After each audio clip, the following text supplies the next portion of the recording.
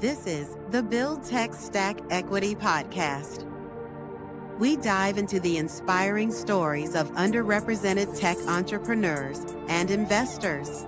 This episode is courtesy of Tesoro AI, the #1 recruiting firm for software development and AI talent. All right, DeShuna, welcome to the show. I appreciate you taking some time out to join us. Thanks for having me. This is really honored. Absolutely. So, love that you're in the media space. We get a lot of kind of pure software plays, technology where more works on the back end, but less, consumer focused. So, before we hop into Kweli TV, we'd love to just learn more about your background before becoming the founder of this startup. Yeah, so my background's actually in journalism. I worked in news, daily news, before becoming a founder. I went to Jackson University, which is an HBCU in Jackson, Mississippi. I studied communications and journalism there. While in college, I wrote obits. So for a lot of journalists, obituaries are like the first introduction into media. It's not the most glamorous job, but it's definitely something I got to really get my hands dirty and learn a lot about the media industry. And I worked there for 2 years, my junior and senior year in college. And I got a job offer there, but Mississippi's cool, but I really wanted to expand a bit. And so I ended up going to California, moving to the Bay Area and working for the Oakland Tribune. While there, it's crazy. My first story was my first day there. I ended up interviewing the Reverend Jesse Jackson. That was my first story. I was terrified, but it was really a great experience for me. I will say that being in Oakland, I was doing a lot of stories around, I don't know, like crime stories. So there's this thing called cop reporters. Okay. And a cop reporter, you're pretty much, sometimes you have a police scanner at your desk and you're listening to things that happen. And I unfortunately had the opportunity to do a lot of those crime stories. So sometimes I was interviewing parents whose children had died, not days later, but like a couple of minutes before. And I think, yeah, people don't realize how sometimes intrusive journalists can be, because you want to get the story. So someone shot 3 o'clock in the morning, and you wake up in the morning and open up your app and you read about something happening. That story happened because a brave journalist they talked to the coroner, they talked to police, and they also talked to family at a time when they should be mourning, right? And I actually hated doing that, and what kind of changed me from being a daily journalist was a particular issue that happened. It was like a double murder. A boyfriend and girlfriend was murdered supposedly, and their baby was in the back seat.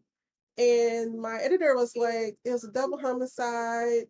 Here's the mother, the daughter the woman who was murdered.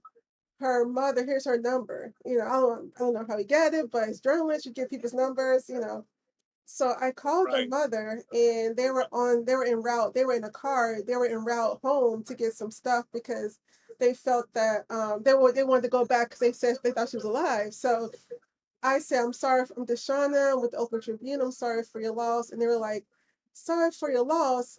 We just left the hospital. That said she was still alive. And now we're just trying to go home to get some clothes to go back and be with her.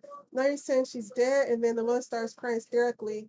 You're always the first ones to know. You're always the first ones to know. And I'm like nearly in tears. I'm like, let me double check with my editor. And I'm storming to my editor. I'm like, what's going on? Like, did she pass away if she's still alive?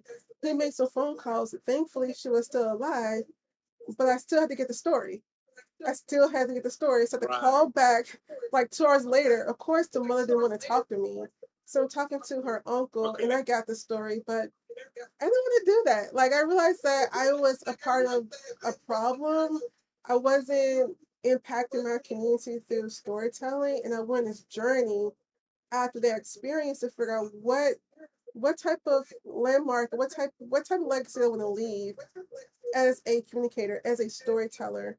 And initially, I started an online magazine. I hosted a radio show here in DC called Empower Hour. My magazine was called Empower Magazine, where we talked about issues affecting our people and then ways we can take action.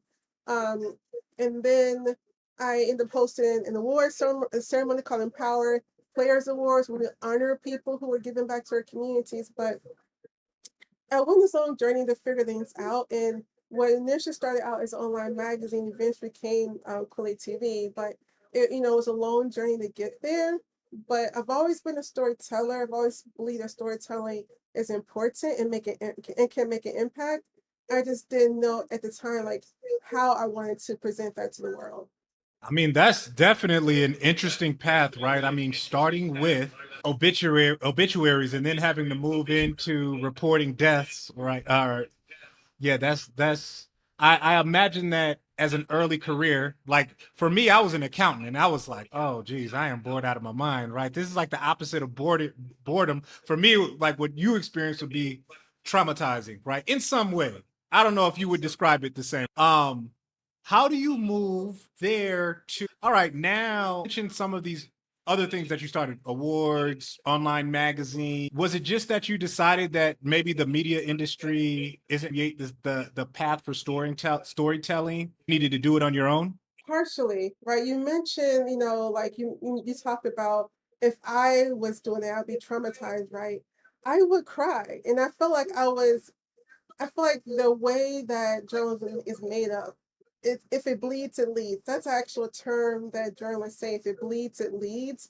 Because if it's something that's destructive, when when something tragic happens, breaking news, like people are more likely to turn on their TVs, more likely to watch news, and more likely to read news online because something bad has happened. When a baby's rescued, people will watch it, but if a baby dies, more people will watch, right? If someone's missing. So people do tend to gravitate towards this type of content. But I just felt that journalism as a whole, they were sort of doing the opposite of what I felt journalists should do. You see an issue that's happening around the world.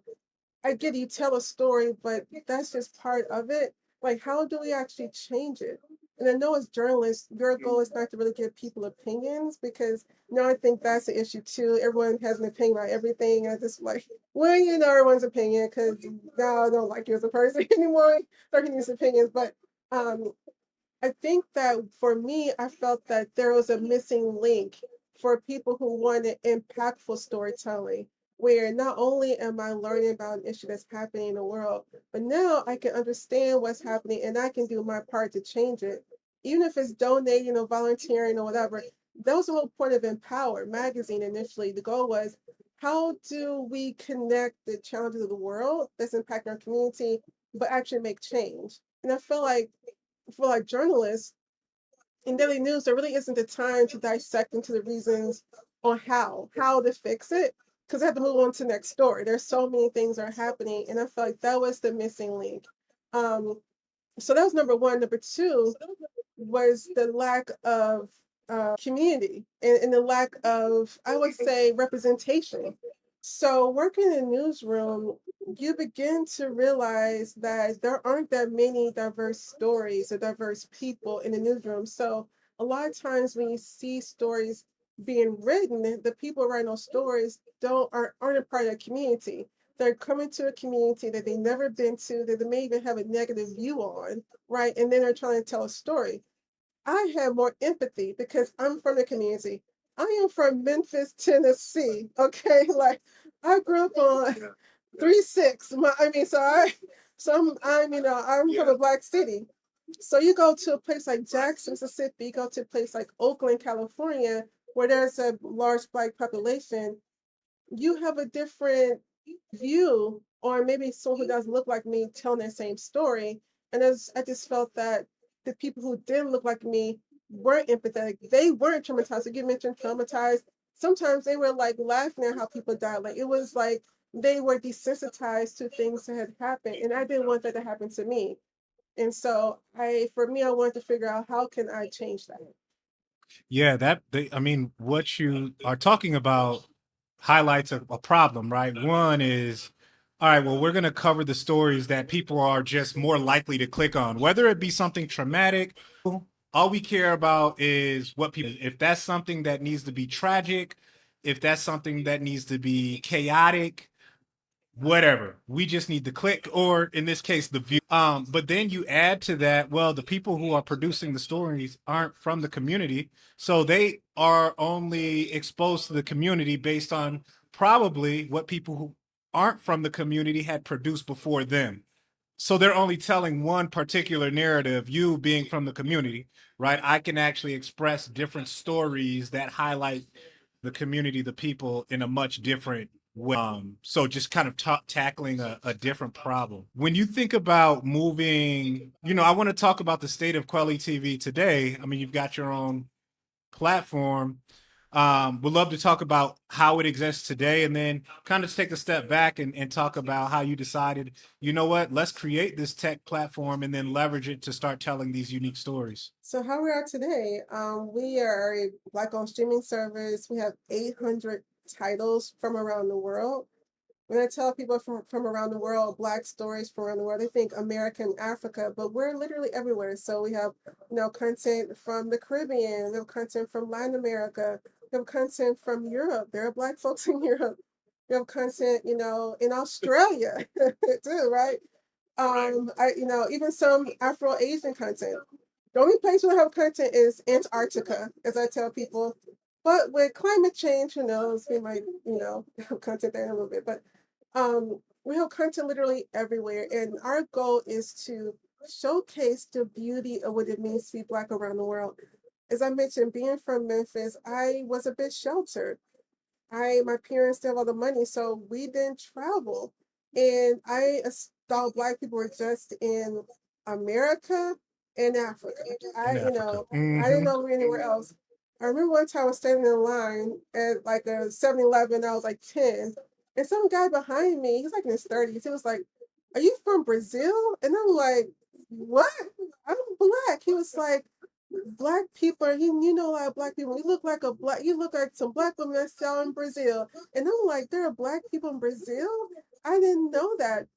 As we know, there are all hues of Black people in Latin America, right? We know, but it's something we don't learn. It's almost like they were hiding them. They're not hiding them as much anymore. We're able to travel a bit and we're able to see a bit more. But I just was really thirsty for these international Black stories, and also wanted to see a different side of the Black experience.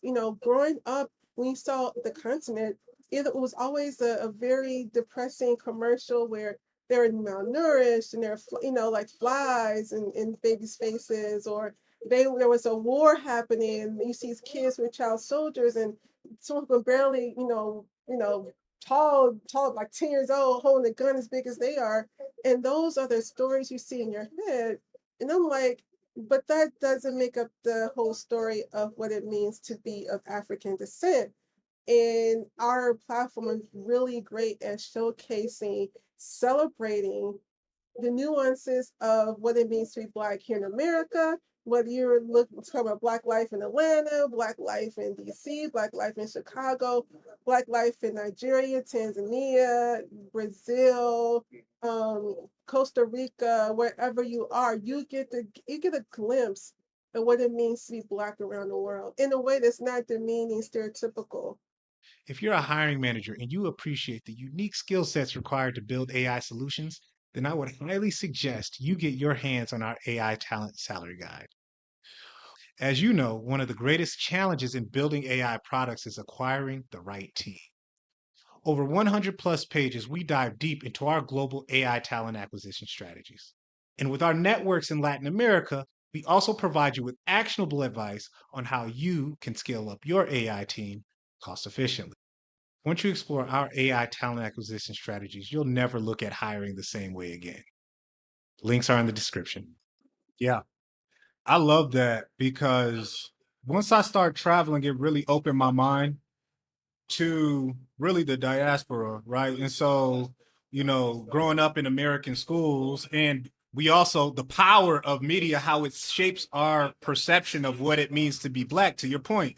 Either you're African or you're black, or when people a lot of times in the States say you're black, it's generally referring to African American, right? But then you also learn about the slave trade and all of the different routes it takes, but you still don't conceptualize that, yes, Brazil has black people, Colombia has black people, Costa Rica has black people. Like, you generally think about the Latino population either, white skin or lighter skin based on what the media says. But when you travel, you start to see, oh, wow, influence of kind of slavery, and not just slavery, but migration, and how black people parts that aren't necessarily covered by the media.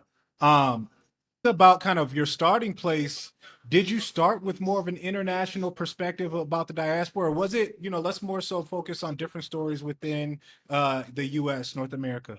From day one, it's all about the Black people from around the world. From day one, I really wanted to create a space that brought us together as a community, because while we can love where we're from, we can love being from Jamaica or Colombia or Panama, or from Brixton in the UK, wherever you are, we still have a common link, and that's Africa.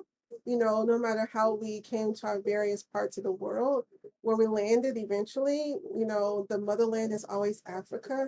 And so we're all connected. And I think that we are stronger together than we are separate. And of course, we're just a lowly streaming service, right? But I really believe that it's important for us to be connected. And I think storytelling is a great way to do that. So from day one, it was all about global Black. We used to call it the African diaspora. We start before now we say global Black community, because when I would say African diaspora, people would get confused or just think African films, and then yeah, just right. Africa, which we have a lot of films from the continent, but African diaspora is literally us everywhere. And just had to just switch the language around a bit so people could understand. And that's also why I called it Kweli TV. I wanted a name that meant something, a name that was an African language name. And so I went on a real deep dive trying to figure out, okay, what's the best name? What's catchy? And I landed with Kweli TV. Okay. Did you focus on a particular type of story? How did you decide of content or how you would cover Black people globally? So first of all, the goal was to make sure that we were being authentic, right? And that's, clearly means true. So to me, the main goal was authenticity, that we wanted to make sure that the stories were true, the culture in which we were getting the content from. So that was number one. Number two, this was, when I was first starting, well, first of all, it's taken several years to get to this point. Like, it took us several years to even launch on the beta.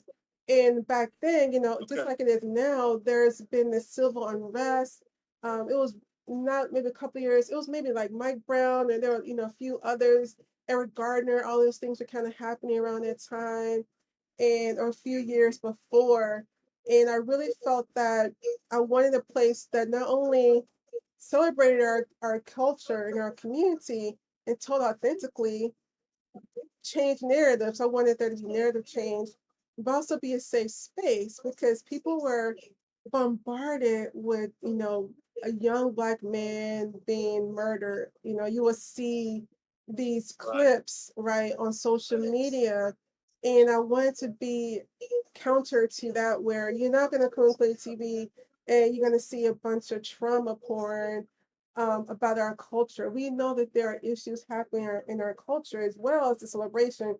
We can tell in a way that doesn't traumatize our customers and traumatize our community. So those were the things that are really important to me, in which I was looking at when it came to type of stories we wanted to tell. I know that can be, I mean, at least for me, I understand that those are historical moments, but also it's like, hey, every time I want some other type of content that I can consume. It doesn't have to be traumatic content all the time, slave stories or a sports story, right? We can probably find other things to be interested in, but like those aren't the stories that were being told, right? Thinking about Kweli TV today, 800 plus channels. Is it focused on nonfiction? Is there an element of fiction? If I'm thinking about getting onto the streaming platform, what type of content can I expect? Like content categories. So, just like any streaming service, we have typical categories. We have drama, we have sci-fi, we have comedy, we have history. We have a huge history section. I would say our historical, I don't want to say historical, our documentaries account for 60% of our content. So we have a lot of really amazing docs. They're probably the largest number of docs than any other platform, especially Black docs. But we have everything, we have all the types of content you would see on other platforms. One of the things that we have that a lot of platforms don't have is Black children's programming. And I like to make a point about that because like there are like the BET pluses and others which are doing great work. But I feel like a lot of these other platforms that they may be dedicated to Black content, they're really missing our Black children. And I really think it's important for our Black children to see themselves, not just having an animal that's the sassy, lion that everyone knows is the Black lion, right? Okay, that's the Black animal. You can tell, right? First, like, no, Right. this is what I look like. This is a Black child in this cartoon, and they're representing a Black child versus using other things to represent, different people, like which Hollywood tends to do. We want kids to see themselves, and so I think that's really important for us for the platform. But we have everything, literally every type of genre that you can see on the Netflix or Hulu is on Kweli TV, but without the stereotypes. One of the things we don't have any reality television. So if you're looking for reality TV, you need to go somewhere else, Reality TV. Oh man. Interesting category there. About acquiring the content. Yeah, so number of ways. We have a submissions form on our website. So any filmmaker, if you have a project you want to be considered for Kweli TV, if you go to Kweli.tv, you will see submit content, and there's a form directly on the website. You can fill it out right there. That accounts for about 10% of our releases, though, to be quite honest, just because we get a lot of, I'll say, interesting submissions from the Right. community. Right. However, I would say about 50% of our titles come from festivals. So we source all our films from festivals. So even if you submit on the submissions form, you have to list the festivals you've been in. We won't look at your film if it hasn't been a festival for the most part. But we have a database of festivals that we think have great content, mostly Black festivals. And if we can't attend their festival, we just reach out to those filmmakers. We'll look at the content, do our research, watch the trailers, read articles about the title. And if we think it's a good fit, we'll reach out to the filmmaker about, getting on the platform. And then the rest of it, either we have filmmakers who are in the platform that suggest new titles, or they're submitting new content to us. And we do work with some distributors as well. And it's been interesting working with distributors because, like you mentioned, like sports films, the stereotypical titles where I would be typically pitched, but now they know, like, okay, Kweli TV isn't just looking for another sports doc or another rap doc. At one point, I feel like every distributor had a Tupac Biggie like documentary. Everyone had their own version. They're like, Tupac Biggie, and like, no thank you. Like, here we go again. Like, there must be 10 documentaries on that alone, but no shade or nothing, but we just want something different and other types of stories, other types of things to talk about. We love Biggie and Tupac. Yeah. We're not trying to diminish that, but Yeah. What so you mentioned beta before. It is a tech platform. You all are streaming. What was the start though? How do you even get to the point where you are a full streaming platform? What was the early version of the product? So the the first version of product was, oh my God, crazy times. So when I came with the idea for Kweli TV, I was still doing Empower magazine. I still had my radio show. It was all things Empower. One of my board members was a full stack developer. And I told him about this idea. He was like, well, I can build it, but I have a friend who has some background in video. He might be able to build a beta for you. And so I had won a competition for journalists, and I won $20,000. With that $20,000, I basically paid this full stack developer to build my beta. And I, went like Netflix or Hulu. First at the time, there weren't a lot of platforms, so I was just trying to look at what they were doing and figure out kind of how we wanted to be different. I also talked to customers. I spoke with at least 200 filmmakers around the world. I was doing Zoom calls where people were even thinking about it because I was talking to people in, parts of Africa and on videos and stuff like that. And the beta was crazy because like anything, you build something, you want to launch it at a certain time and never launches on time. There's always something wrong. And I was very naive. I didn't know anything about tech stacks. I didn't know anything about this type of world. When I started my online magazine, I used a WordPress site. And because of no HTML, I was able to enhance it myself using HTML. Like I was able to go in the back end and fix it because I could do basic, website changes, right? With a code like HTML, like basic stuff. You can build a streaming service on WordPress, right? When I started my online magazine, I bought a book called How to Start an Online Magazine for Dummies. Reed Hastings was not creating a webinar on how to start a streaming service. He does not want competition. So I didn't know what the hell I was doing. One of the things I did learn though was AWS. I didn't know what AWS was at the time, but I saw one quick article that said that Netflix was using AWS as a stack and CloudFront using CloudFront. So I started Googling it and I told this developer, I said I want to be AWS and I want to use CloudFront. And then I learned about like Stripe and trying to figure out payment processing, and so it was all like a huge learning curve. Like it was like baby steps. I did not know what I was doing. Even when it came to pitching, I would go on YouTube and watch Stanford pitch competitions. So I knew how to, articulate how to even talk about what we were building. So I would like go on YouTube and look at decks, and this is Airbnb's deck, this deck, and I would kind of learn how to craft my story and craft my deck so we can at least try to raise funding. I didn't know anything about raising money. I knew nothing about nothing basically. Now fast forward, it's been about 8 months. I gave this person his money, and I was waiting for him to finish it, and I never heard from him again. So he was about 90% done. And I was trying to give him money like in increments, right? So the last like $7,000 I gave to him because my board member was like, he's in a baby, it's his first child, he needs the money. I know he's taking too long, but he's good for it. So I sent him a check and I never heard from him ever again. Is that's the horror story of being non-technical. Right. And so what do you do, right? Is 90% done.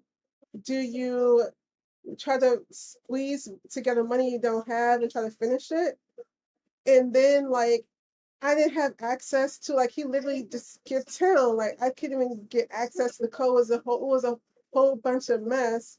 I eventually was able to figure out how to get to the code because I was able to like figure out the password. And I was at 3 o'clock in the morning, went crazy, was like just trying different things. And literally able to figure it out. But what do you do? So I was meditating, praying about it, and then I was reading this article. The co-founder of LinkedIn, he said, if you're not embarrassed by the first version of your product, you started too late. Because of that quote that I read, I decided to go forward with releasing it 90% done. So 90% done means that it could play movies, it could take people's money. If you subscribed in June, you could go back on the back. If you looked on your account, it would still say June. It would never update. And if you need to reset your password, I went in the back end myself, and I had to email people, and I had to manually reset passwords myself. Like people had to tell me what they wanted their password to be in an email, and I had to. I mean, like that's blasphemy. Like you should not have people's email addresses. I mean, it was such disarray, and it took us almost 3 years to fix that. I mean, it was a horrible, horrible experience, but it's the joys of being in a startup.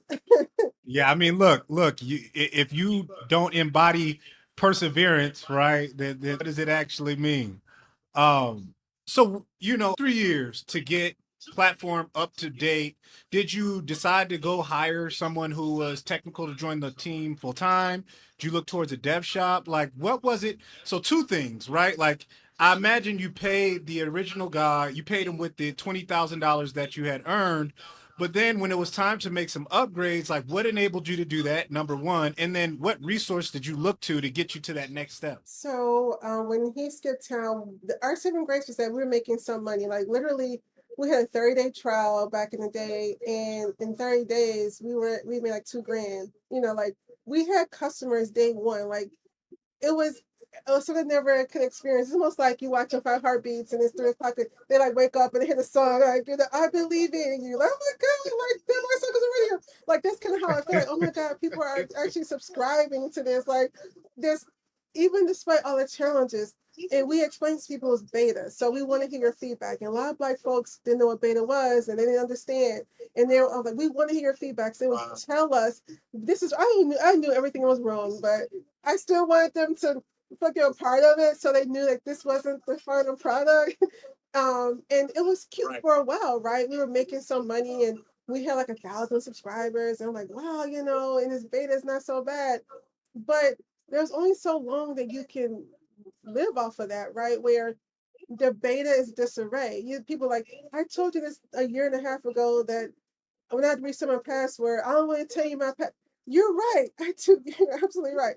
So the first initial triage of money that we got, I found another developer, and I found them online because I was telling some people my story. I think I posted like something. I used to do this blog called Diary of a Mad Black Woman Without VC Funding. That was my that was the thing I wrote. He read it.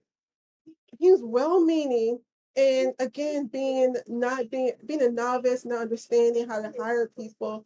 I just took it face value. He knew what he was doing, and he did not. He just was not skilled enough to make the changes. Case in point, when he and another developer that he found, they're gonna try to make an update.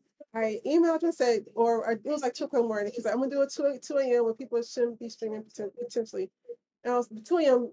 West Coast time at that, right? So I mean, everyone should be asleep. I said, well, don't forget to back up the website. Okay.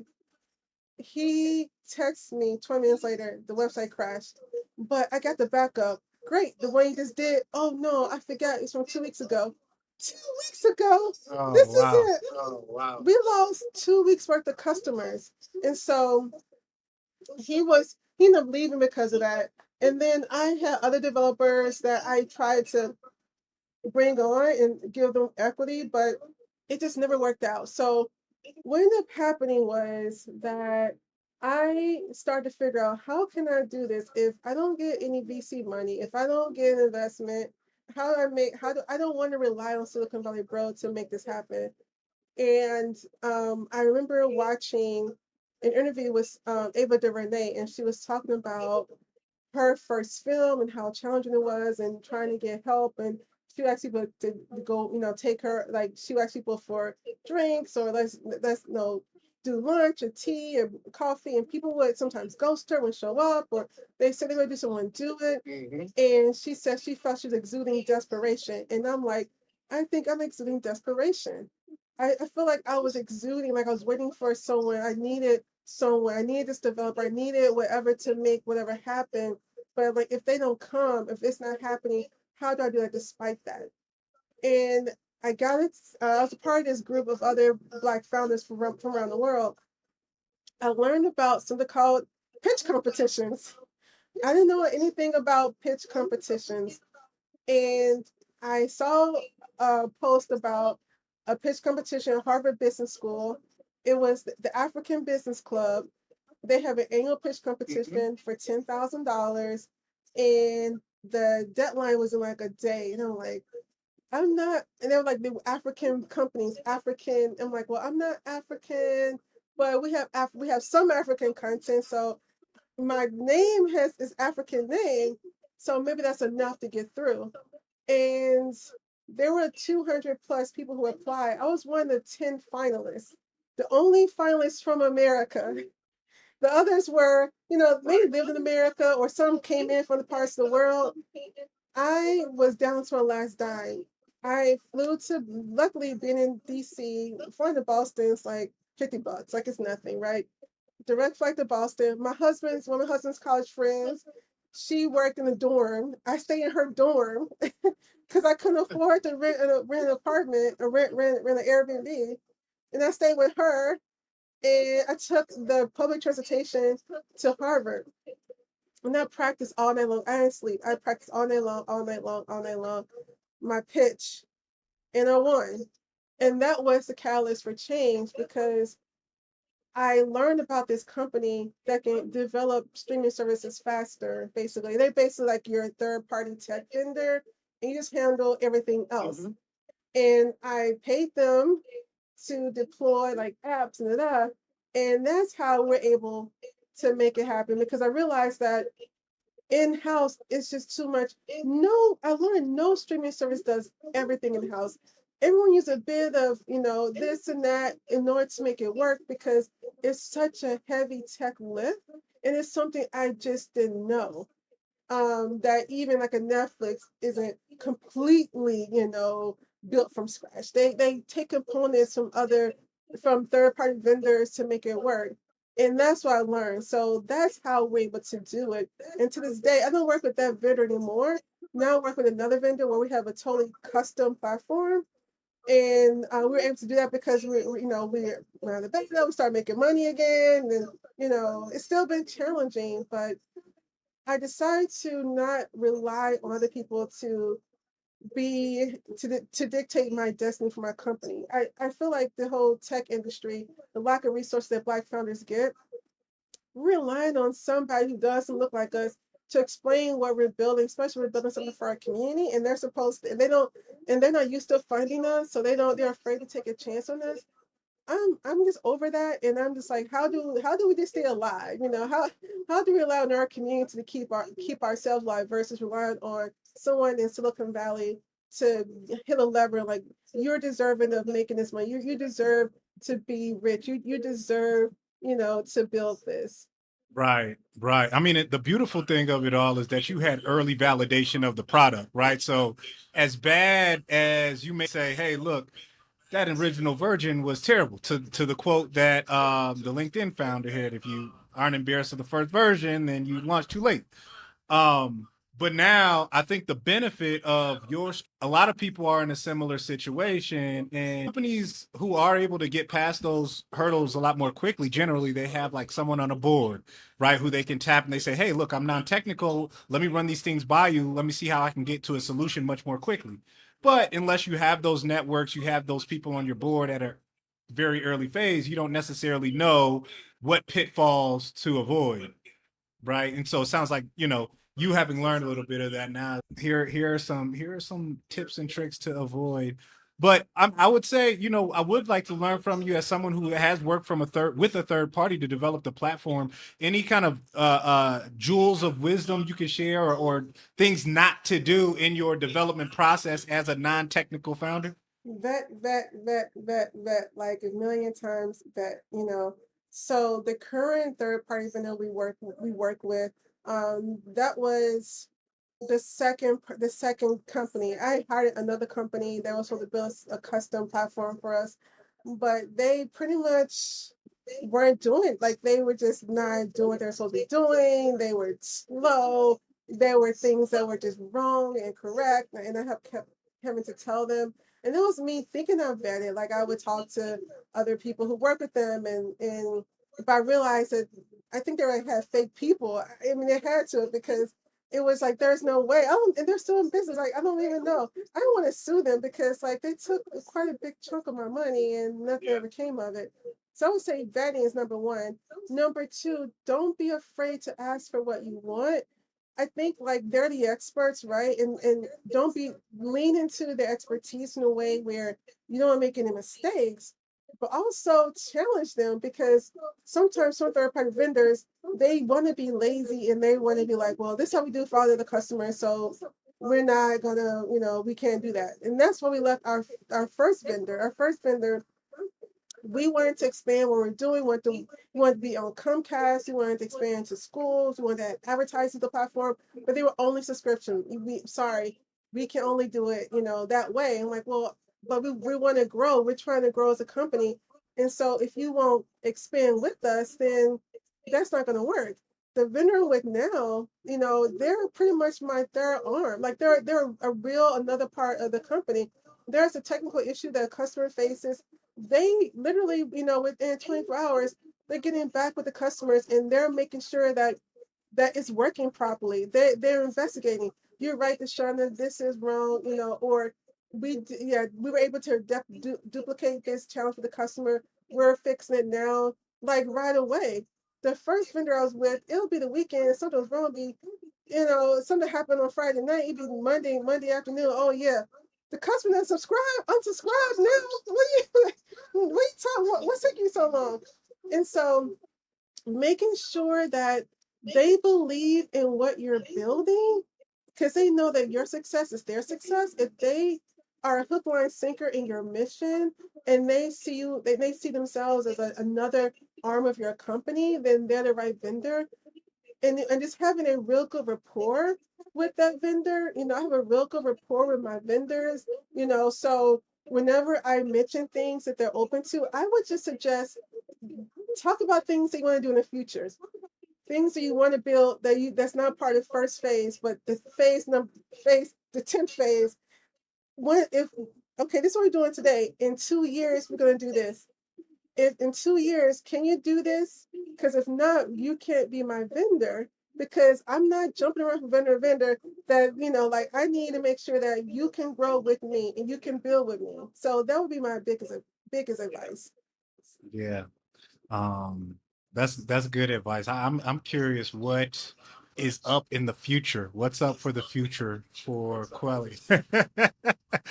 And it made me think about that, because you're like, hey, can you do this in 2 years? So what should we be looking forward to? Well, we're looking to get into immersive content. We've been so last year we did an event in LA with some immersive creators, and just kind of dip my toes a little bit into that. We're also looking into gaming, and so we're Gaming? Yeah, gaming. Right.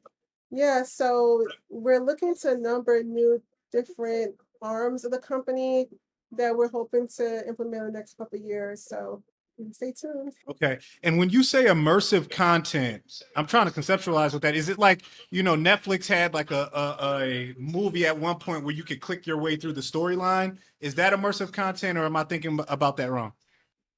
Similarly, so we're looking to create another arm of Kweli TV where it's immersive, but interacting in different ways, right? Where it may not necessarily be on a screen, but because I really feel like that AR technology is going to really explode, like with goggles and things like that. So that's kind of what we're looking at right now, and seeing how we can be early adopters in that industry.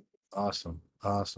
Well, no, that's super helpful. And I want to make sure folks who are interested in the stories that you are telling, I should say, can find them. So, how do they get to the platform? Also, people who want to connect with you, where should we send them? Yeah, so if you want to learn more about Kweli TV, you can subscribe. You go to KWELI, right here, K.TV, and you will check out our website. We're on all your favorite apps. We're on Roku, we're Apple TV, Fire Stick. We're on LG, Samsung, we're on all your phone devices. And if you want to connect with me, the best way is hello@Kweli.tv. That's the best way to connect with me. Awesome. And we'll make sure we add that to the show notes as well. But DeShuna, I definitely appreciate your time, and especially with you being so open about the entire process of just building a company, right? I think becoming an entrepreneur is a lot of glitz and glamour, but it's also a lot of, you know, hurdles that you got. You know, you've accomplished a lot, and thank you for being an open book today. Thank you. Thanks for having me.